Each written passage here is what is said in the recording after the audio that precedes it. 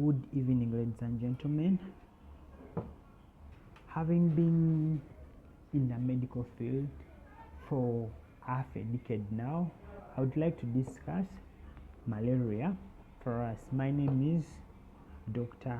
Isaac. Generally, we are going to look at the introduction, the disease burden, the classical features, then the clinical features of malaria, how to diagnose and investigate a malaria patient, differential diagnosis, management and prevention of malaria. So generally, malaria is an illness caused by Plasmodium parasite infection that is characterized by intermittent fever, the fever that is on and off. It is transmitted to an healthy individual through the bite by an infected female Anopheles mosquito. So the major point here is an infected female Anopheles mosquito. Plasmodium falciparum is the most virulent and the most common malaria parasite in Uganda. However, you have other strains or species like Plasmodium vivax, Plasmodium ovale, Plasmodium malariae, and then Plasmodium nuolense, and some of these have a much more distribution in Western Africa, like Plasmodium nuolense, and then also some parts of Uganda have Plasmodium malariae. When we look at the burden of malaria, this is how is it affecting the economy, how is it in terms of causing death and so forth.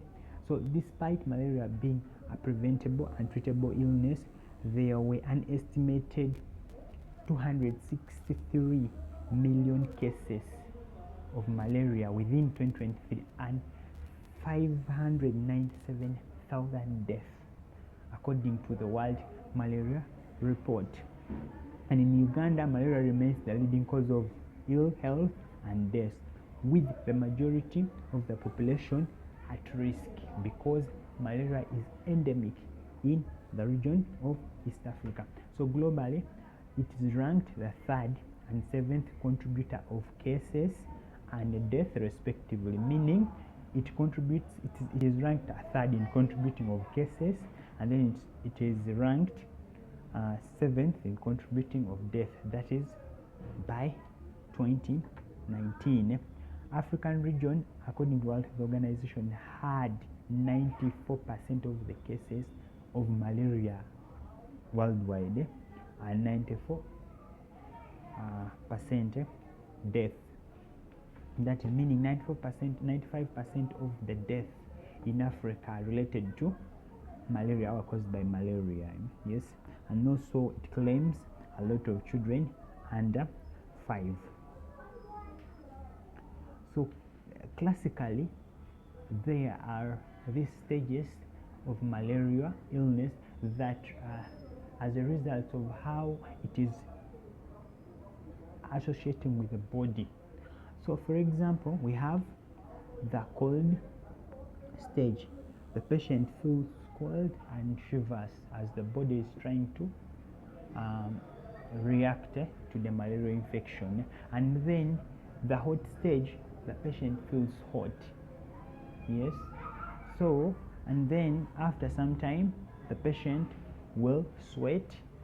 After sweating and cool, and this period is going to be associated with the relief of symptoms. So generally what is happening is that when there is the rupture of the red blood cells to release these malaria parasites into the body, that period will coincide with increase in temperature and the person feels very, very hot. However, we should note that for individuals that have been in endemic areas and are exposed to malaria parasite, they are going to have partial immunity to malaria, and therefore you may not see all these 3 stages in this kind of patients, and therefore you should do thorough history taking, complete physical examination, and in any patient presenting with a history of a fever. As we shall see in the future, that malaria can have very many symptoms affecting various systems in the body. So briefly, if we are to look at the life cycle of malaria, you should note that there is the sexual part of the life cycle, that is sexual reproduction and asexual reproduction.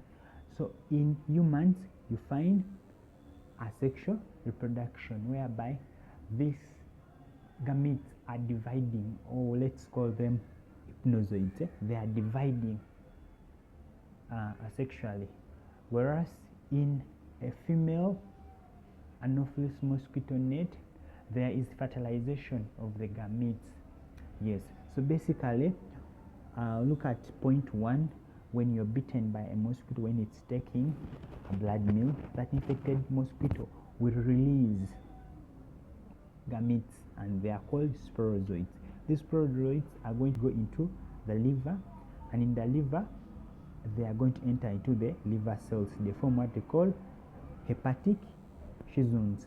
The hepatic schizones will divide. They start by forming hypnozoids, then they form hepatic schizones. So inside there is a sexual reproduction taking place, and then when these hepatic cells rupture, they release what we call merozoids.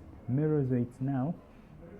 So these merozoids here, they can go back and they can affect the red blood cells, whereby they grow into various stages. You have the signet ring form, you see, and that is what we visualize in the slide, the ring form. That one is when they are found in the red blood cells, and they are the asexual form. So they continue dividing in the red blood cells. When they divide asexually, when that red blood cells dies and releases, more of the merozoids are released into the body. However, some of these merozoids will go on and mature and form gametes. Step 5, and these gametes will now circulate in blood, and they are taken by another female Anopheles mosquito net, hence completing another female Anopheles mosquito, hence completing the circle. When you look at the clinical features, generally you have mild illness, that is uncomplicated malaria, and then severe or complicated malaria.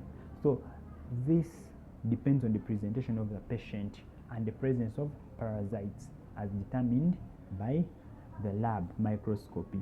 So features of uncomplicated malaria include the following: fever of just above 37.5, or history of fever. Remember, we said there is intermittent fever on and off. So if they bring that history that there was fever, now it's not there, then loss of appetite, mild vomiting, diarrhea, abdominal pain.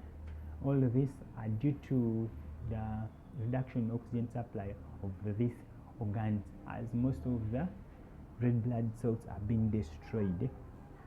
So you have general body weakness, headache, joint and muscle pain, then mild pallor. The hemolysis of red blood cells also decreases the hemoglobin content. Then you also have mild dehydration due to various episodes of sweating, heat, and therefore there is loss of fluid, and this can be seen from dry mouth or sunken eyes. Then you can also have mild splenomegaly, and this splenomegaly is typically mildly tender and soft. I mean, the spleen, its consistency is smooth and it's mildly tender, which is different from other causes of splenomegaly. For example, in malignancy, it might be hard, and also there might be grooves, or the consistency may not be smooth. But in malaria specifically, the spleen is having a smooth texture. And then now let's look at complicated malaria, features of complicated malaria. So here there are things that you should note. One, it's an emergency. Complicated malaria presents as an emergency case, and then also for you to say that someone has complicated malaria, they should have evidence from the lab of hyperparastemia of more than 250,000 parasites per microliter. So, in summary, complicated malaria is a life-threatening emergency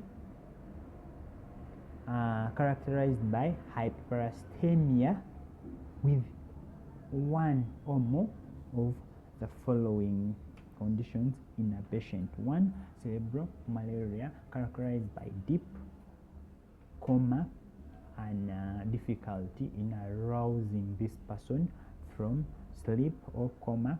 Then severe anemia, that is the HB of less than 5 grams per deciliter when you do the CBC, or less than 7 grams per deciliter in pregnancy.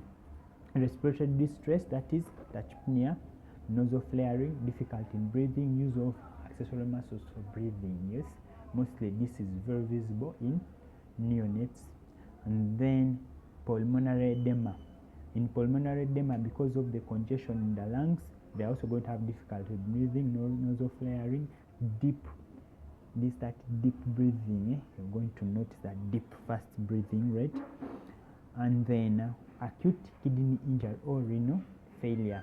And this will be evidenced by decreasing urine output of less than 12 ml per kg within 24 hours, or less than 1 ml per kg per hour.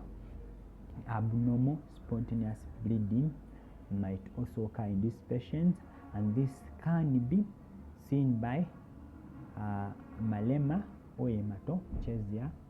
Yes, malema, this is a stool that is stained with blood stained stool, and then also you can have hemoglobinuria, presence of hemoglobin in urine, severe dehydration, and also hyperpyrexia. So you should note that there is a difference. In complicated malaria, you have hyperpyrexia, very high body temperature of more than 39.5 degrees Celsius. So there are some of the features that just support the presence of malaria according to the guideline that I was using.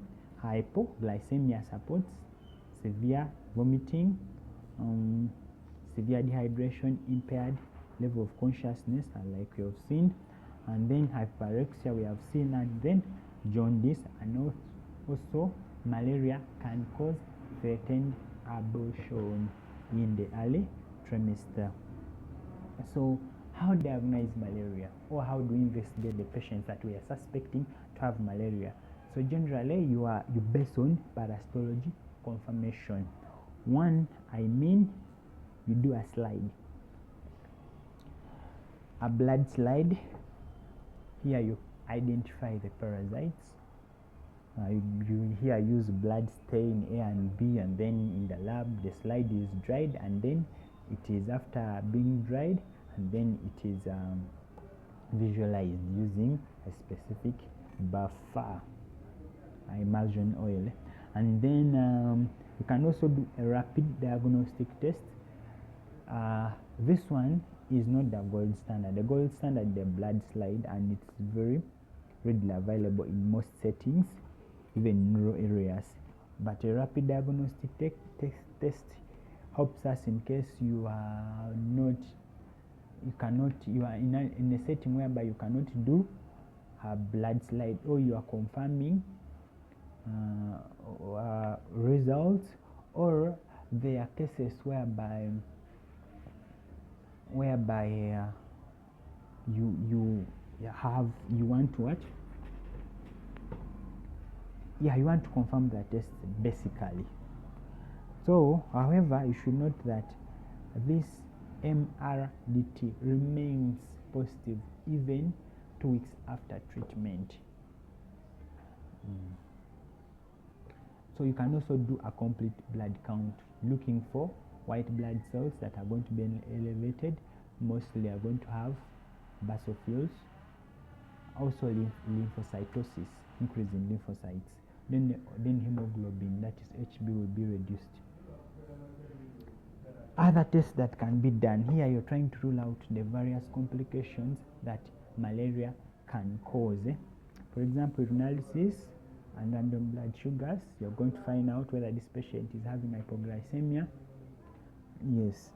And then blood culture, lumbar puncture, maybe malaria has gone into the brain.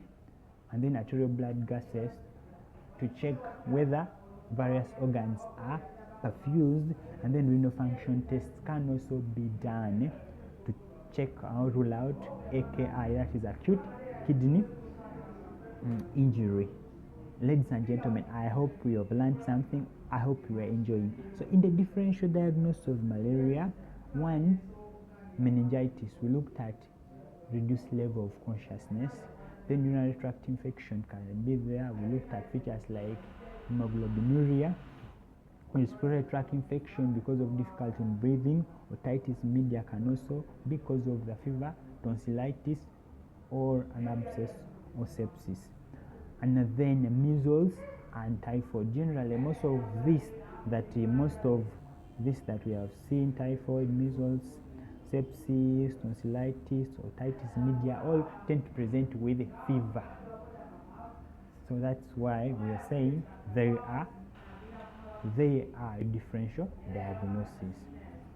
So let's look at management. One, also management is going to be classified into three: management of uncomplicated malaria, management of complicated malaria, and also managing the complications or preventing the complications that are associated with malaria. So the first line management, according to CDC, is artemether-based combinations, but that is, one of them can be artemether-lumefantrine. And then the first line alternative, you can have artesunate amodiaquine combinations being used. And then you can also have second line like dihydroartemethylamine piperacin, and this is the Fancida. And then you can also use quinine tablets. However, I should note that in pregnancy first trimester, quinine can also be used. It is safe. However, artesunate is also safe throughout all the trimesters. So we are looking at generally what is the dosage, because this is important. When you are treating malaria, you must know the dosage of artemether-lumefantrine. So this medication is formed in such a way that 20 milligrams of artemether are mixed with 120 milligrams of lumefantrine. So you find them but fused into a single tablet. So you're going to give it in such a way that generally for infants less than 10 kg, these tablets are not recommended. There are other suspensions that have been made that are given to this neonate. So for the weight of 15 to 20 kilograms, you're going to give 2 tablets twice a day for 3 days. For an individual weighing 25 to 35 kilograms, you're going to give 3 tablets per kg. For those weighing more than 35 kilograms, you're going to give 4 tablets BD for 3 days. So for an individual more than 2 months, so with a weight of 10 to 15, 1 tablet. In summary, I am saying for 10 to 15, look at this table. We are in this table here. For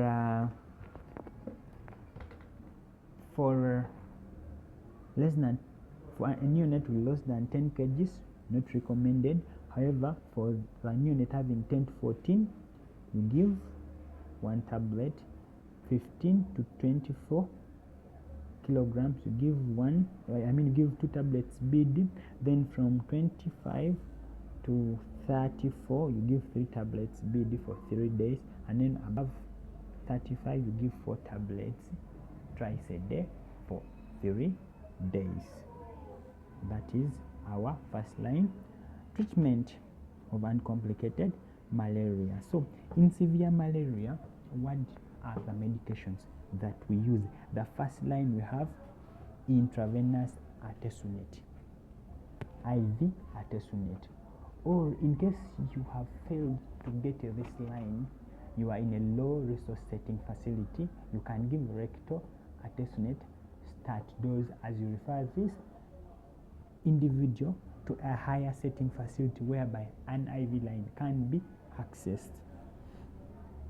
Then the other first line or alternatives can be intramuscular artemether or intravenous infusion with quinine. So we also give, I just included this part as a reminder, that sulfadoxine pyrimethamine, that is Fancida, is given to all the pregnant women starting at 13 weeks, that is the second trimester, and they are given monthly 3 tablets. You give them take these tablets on observation, you see.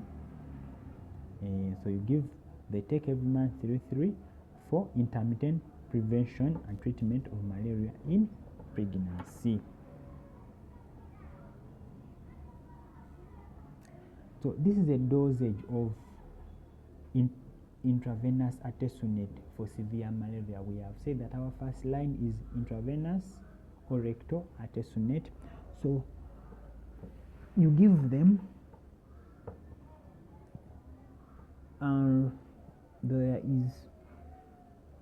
generally you're going to give the first dose at 0 hours when they have just come, the second dose at 12 hours, and then the third dose at 24 hours. Those are 3 doses. Then after that,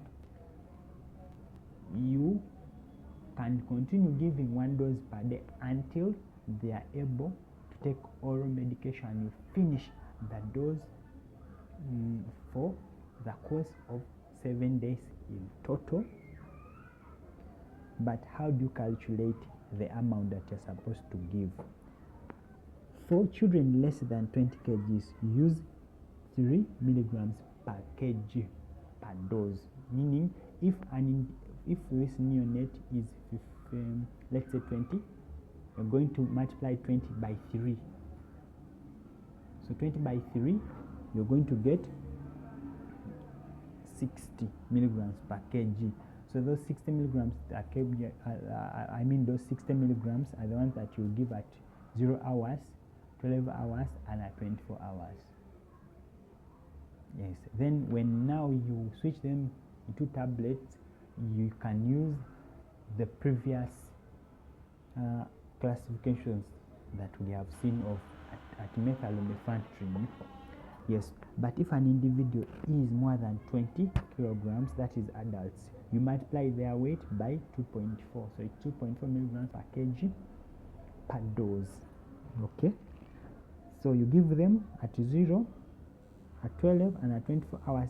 Then once they are able, and once a day, until they are able to tolerate oral medication, whereby you will finish the dose for a total of 7 days. So we should also know how to prepare this intravenous artesunate. This one, when you buy a seal, you'll find a preformed provided powder that contains 60 milligrams. That's the most common powder. It's also sealed with 1 ml of the carbonate. Yes. So you mix to that 1 ml of the carbonate. You mix it inside the 60 milligrams of artesunate powder. Then after it has mixed thoroughly, then you add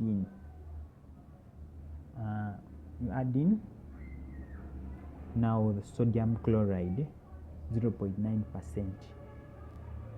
Here you add in 0.9%, 5 ml, or dextrose 5% to obtain a concentration of 10 ml per 10 milligrams per ml.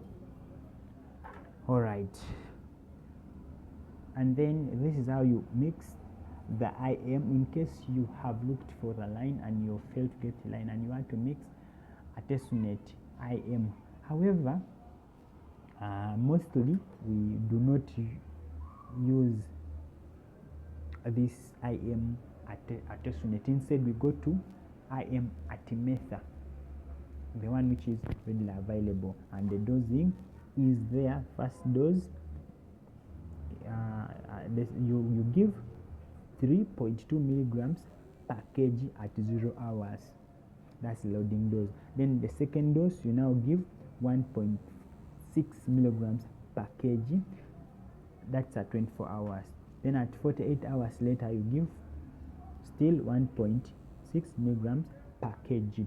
So here you start with 3.2 milligrams per kg loading dose. Then the next two doses you give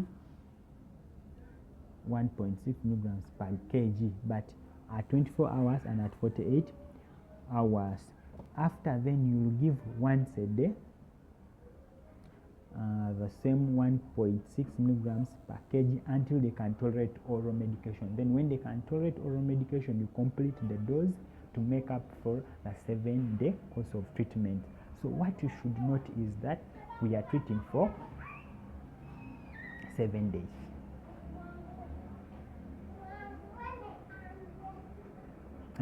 We are treating for for 7 days. Note that you're treating for 7 days. The first doses are intravenous or intramuscular. When after finishing the 3 doses, if they can tolerate oral medication, which is the normal case most times, you switch immediately to orals. All right, then you can also give intravenous quinine. Remember, we said the alternative for complicated malaria is infusion with quinine. So for it, you calculate 10 milligrams per kg in dextrose 5% every 8 hours till the patient is able to tolerate oral medication. Then also you finish the 7-course treatment with orals. Yes, we have here we are looking at suppositories that are available.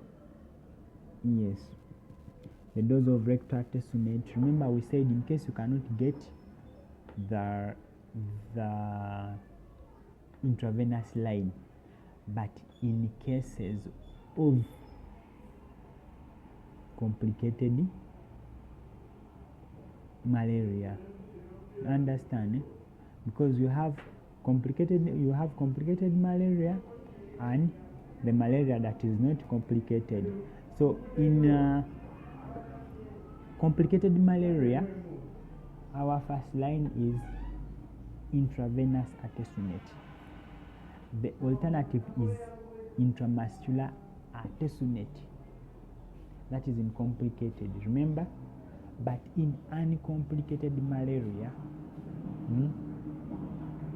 now our alternative is now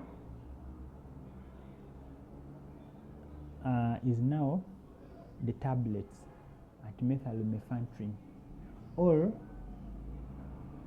we can also give rectal, understand. So that's why we are having rectal artesunate here and the various doses in this slide. Ladies and gentlemen, I hope we have learned something so far. Let's look at some brands. Remember, we have talked about methyllumefantrine, and then we have also talked about other combinations that are artemether based combinations. So in the market, however, you'll find brand names for these medications. That's why you should know. So Comether tablet, it contains artemether 20 milligrams and lumefantrine 20 milligrams. So you'll find just written Comether 20 over 120 milligrams. Don't get confused by the words. Then Lonat tabs, 24 in a pack. They contain the same component. Metha 20 milligrams and lumefantrine 120 milligrams. Then you can also find Atifan dispersible 6 tablets. The same thing, they contain artemether 20 milligrams and lumefantrine 120 milligrams. But because they are dispersible, meaning you can easily put them in water and they dissolve faster and the child can take. That is their importance. Then pialaxin. Pialaxin contains dihydroartemethanin 40 milligrams and piperaquine phosphate 320 milligrams. So you'll just find pialaxin 40 over 320 milligrams. You see? And then you can look at duocotexin, very common. So pialaxin and duocotexin, when you look at it, they both have the same chemical component inside them. Yeah, so generally just the companies manufacturing, where they are coming from. Yes. And then you have pialaxin DS. Now pialaxin DS here, remember pialaxin is also given according to kilograms. So you can, instead of taking 2 tablets, so they have manufactured DS. So DS, you find it contains 2 tablets have been fused together and form 1 tablet. So instead of you taking 2 tablets, you'll be taking 1 tablet. So that's why I've written here to help you what? Differentiate. And then you can also look at pialaxin DS, that is triple strength. They have still fused 3 tablets to form 1 big tablet, such that you can give to the appropriate individual 1 tablet at a time instead of taking 3 tablets. So these are the various pictures. As you see, duocotexin 40 over 320. I showed you this. Pialaxin triple strength is there. Pialaxin suspension. These are the suspensions I talked about for neonates less than 20 kilograms. And then this is Fancida, Neocida. This packet contains 3 tablets that are given at once every month for pregnant mothers. So all of these, and also this is dispersible. So ladies and gentlemen, the remaining part of the slide we'll discuss are generally. So ladies and gentlemen, in the remaining slides we are going to discuss the management of the complications. For parapyrexia, you'll find analgesics and antipyretics given in the treatment of malaria. That's why you'll find Lonart, pialaxin has been given with paracetamol. Of course, you can do tepid sponging. And then for convulsions, you give diazepam 0.2 milligrams per kg slow IV. In case it persists, you can give phenobab and phenytoin with their respective doses. And then you can also give, in case of this is hypoglycemia, you can give T5. And then for dehydration, you assess these children or individuals and treat them according to the level of dehydration, either plan A, plan B. In plan A, you prevent dehydration, and then in plan B, you rehydrate because they have mild dehydration and with oral. Then in plan C, they have severe dehydration, they are unable to drink, they are lethargic. So in plan C, they have severe dehydration, they are unable to drink, they are lethargic, and therefore you give based on intravenous infusion and ensure we reassess these patients. For severe anemia, after doing the CBC, you do blood grouping and cross-matching and transfuse where necessary. Remember, after transfusing, ensure that you do the post-transfusion HB to see how much blood has been, or HB has been gained by the individual. In case of difficulty in breathing, provide oxygen with an appropriate mask, and then also reposition the patient. Remember, ensure that you reposition the patient, you raise the head to assist this patient in efficient delivery of oxygen to various organs of the body. In case they are in coma due to cerebral malaria, maintain airway position them in recovery. Check and treat for hypoglycemia. Get intravenous access for medication and rehydration. You can also place an energy, not actually you must place an energy tube for feeding and providing the necessary medication, and then you also catheterize, monitor urine output. Ensure you turn the patient regularly to prevent the patient from getting bed sores. Ladies and gentlemen, thank you very much. I hope you have learned something. In case of acidosis, ensure that you correct the rehydration. In case you have learned something, don't forget to like, don't forget to share. Thank you very much. Have a good day.